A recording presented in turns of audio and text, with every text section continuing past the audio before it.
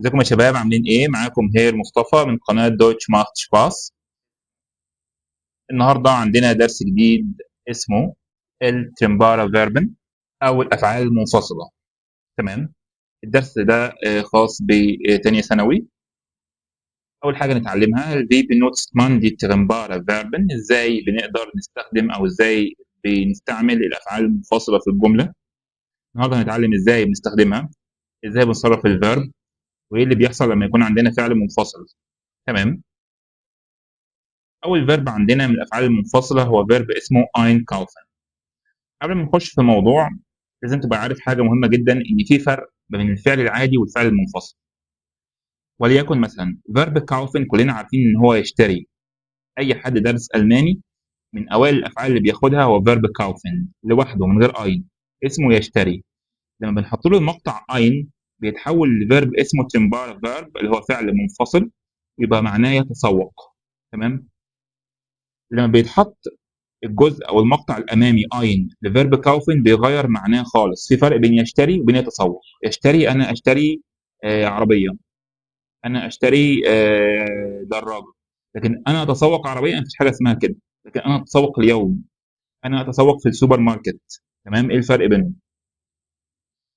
فلما حطينا المقطع الامامي اين للفيرب كاوفن غير معنى، وغير كمان شكله باسمه فعل منفصل مش فعل عادي اللي هو كاوفن، وليه طريقه او تعامل معين لما نيجي نتعامل في الجمله، وده اللي هنشوفه مع بعض دلوقتي.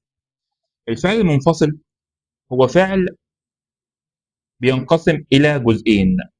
بينقسم الى جزئين: البادئه او الفورزالبا بالالماني، او المقطع الامامي اللي هي اين. سميها زي ما تسميها، لو انت عايز تختار لها اسم جديد مفيش اي مشكله. اهم حاجه تبقى فاكر بس ان في مقطع امامي، والمقطع الثاني او المقطع الخلفي او الفيرب اللي بيتصرف نفسه اللي هو كلمه كاوفن. تمام. يبقى الفعل المنفصل هو فاعل ينقسم إلى جزئين: مقطع أمامي وفعل أو مقطع ثاني. المقطع الأمامي اللي هو أين ده، لما باجي أصرف الفعل ده في الجملة بجيب المقطع الأمامي ده وأحطه في آخر الجملة زي ما احنا شايفين كده. لو بصيت هتلاقي هنا إن أين راحت في آخر الجملة، وكلمة كاوفن لوحدها وده المقطع الثاني اتصرفت مع الفاعل اللي هو مين؟ ماينا موتر اللي هي زي. فبقيت كاوفت، شلنا الاي ان وحطينا تي بقيت كاوفت. وبقيت الجمله ماينا موتر كاوفت يدن فرايتاج اين، يعني امي تتسوق كل يوم جمعه. هل لما احنا جينا فصلنا بين الفعل والمقطع الامامي وحطينا المقطع الامامي في اخر الجمله وجبنا كلمه كاوفن وصرفناها، هل كلمه كاوفن لوحدها ليها معنى وكلمه اين ليها معنى؟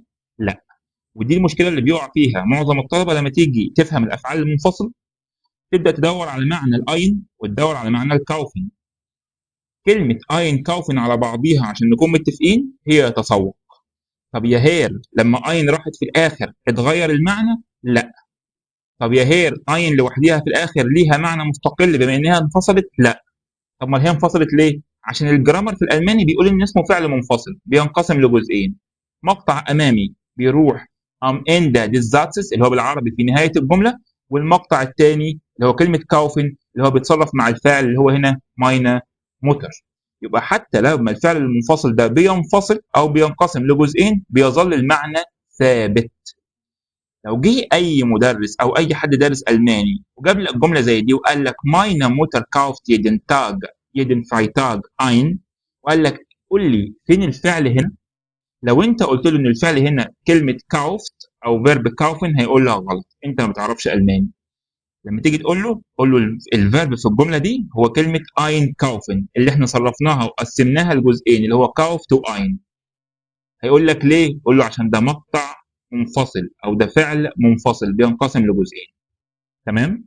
يبقى الخلاصه من الحته دي ان الفعل المنفصل هو فعل بينقسم الى جزئين: مقطع امامي وفعل، مقطع امامي وجزء تاني، مقطع امامي ومقطع خلفي، زي ما انت عايز تسميه سميه. ومن ثم المقطع الامامي يتم وضعه في نهايه الجمله، والمقطع الثاني او الفعل يتم تصريفه مع الفاعل، ويظل المعنى ثابت حتى بعد ما قسمنا الفاعل الحتتين. تمام.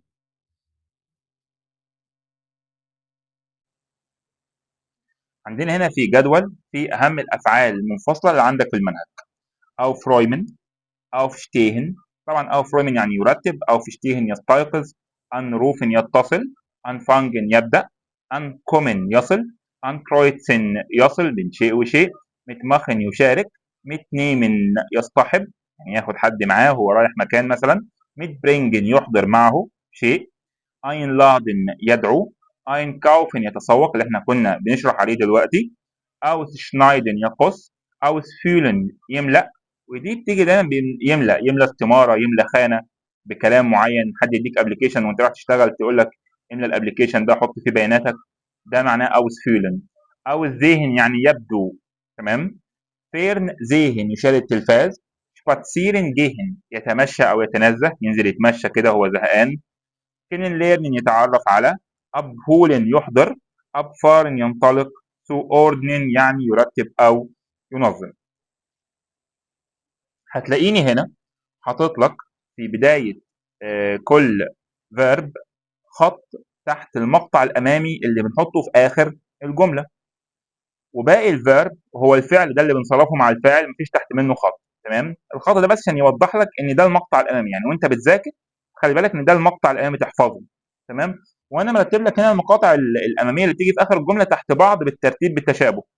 وخلي بالك لو جيت مثلا عند الافعال اللي بتبدا بالمقطع ان، زي anrufen، anfangen، ankommen، ankreuzen، المقطع ده ممكن يوقعك في الامتحان.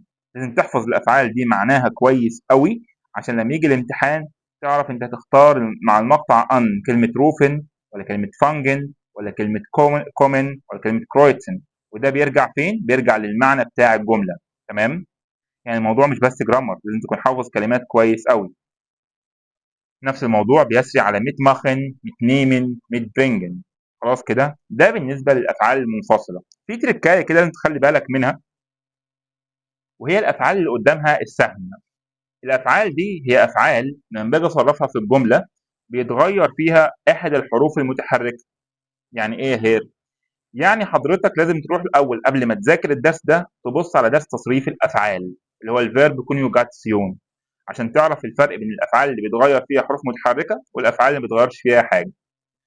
طيب لو جينا بصينا هنا على فيرب anfangen اللي هو يبدأ، هتلاقيه لما اجي اصرفه تصريفه مع ار واس وزي بقي فينجت ان، حطينا املاوت على الايه.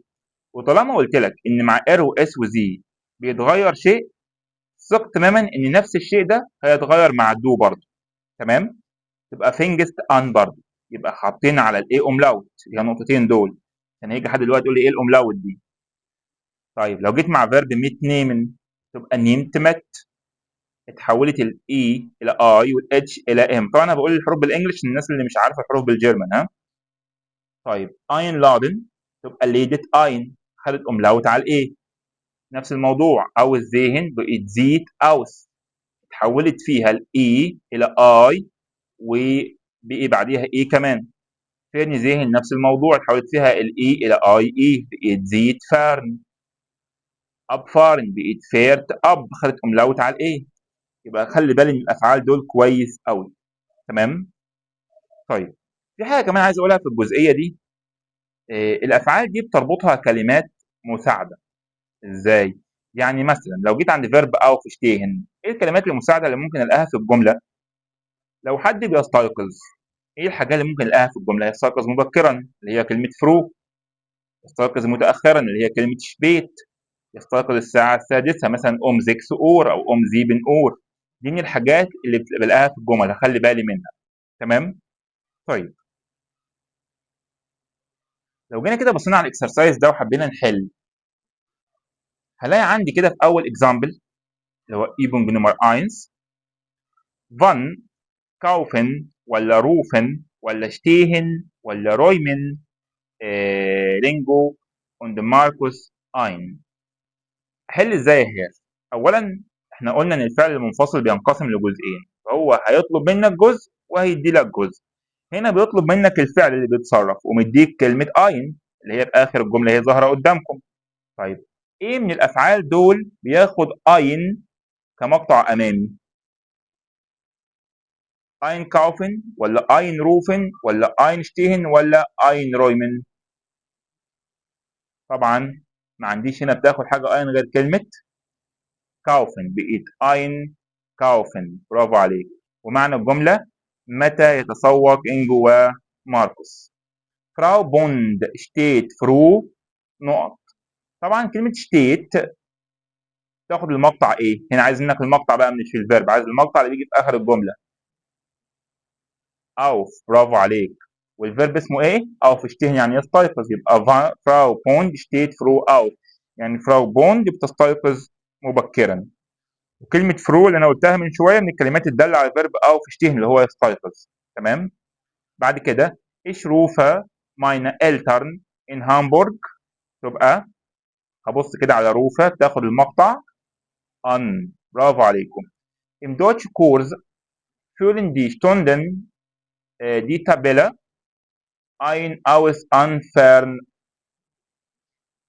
aus والفيرب اسمه ausfüllen يعني يملأ، وتابلة اللي هي الخانات أو اللي هي الأقواس.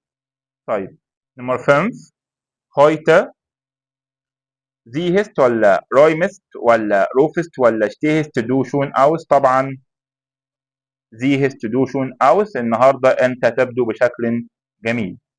Sie ordnen die Fotos und Wörter. ordnen ياخد المقطع an ولا auf ولا aus ولا zu؟ zu ordnen يعني هي بترتب او حضرتك بترتب الصور والكلمات. تمام جدا. روفست تو دو مش مورجن مال. روفست اللي هو فيرب يتصل ياخد المقطع ايه؟ ان. برافو. كده الدنيا بدأت تمشي اهو. vielleicht ربما bringe ich am Samstag meine Freundin، هجيب معايا صديقتي. ربما يعني يوم السبت هجيب معايا صديقتي. الفيرب bring ياخد المقطع معاه كمقطع اولاني يبقى يكون ايه؟ mit. تمام. Ich hole dich um Viertel vor 7 Uhr ab mit fern zu abholen. تمام. kauft ولا bringt ولا ruft ولا steht ihr einen Kuchen mit؟ هنا مديك المقطع الثاني mit. ايه الفيرب اللي بيجي مع mit؟ mit kauft، mit bringt، mit ruft، mit steht. برافو عليك. mit bringt. برافو عليك. يبقى احنا كده عرفنا الافعال المنفصله. ممكن نعمل عليها كده مراجعه سريعه. الفعل المنفصل هو فعل ينقسم الى جزئين: مقطع امامي وفعل يتم تصريفه. المقطع الامامي يتم وضعه في نهايه الجمله، والفعل يتم تصريفه مع الفاعل. الفعل ده ممكن يكون اسم زي مصطفى او عمر او علي او ليلى او سلمى، او يكون ضمير زي اير واس وزي ودو وايش وهكذا. كده احنا خلصنا درس النهارده. اتمنى تكونوا استفدتوا معانا في قناه دوتش ماخت سباس مع هير مصطفى ابو المجد. شكرا لكم.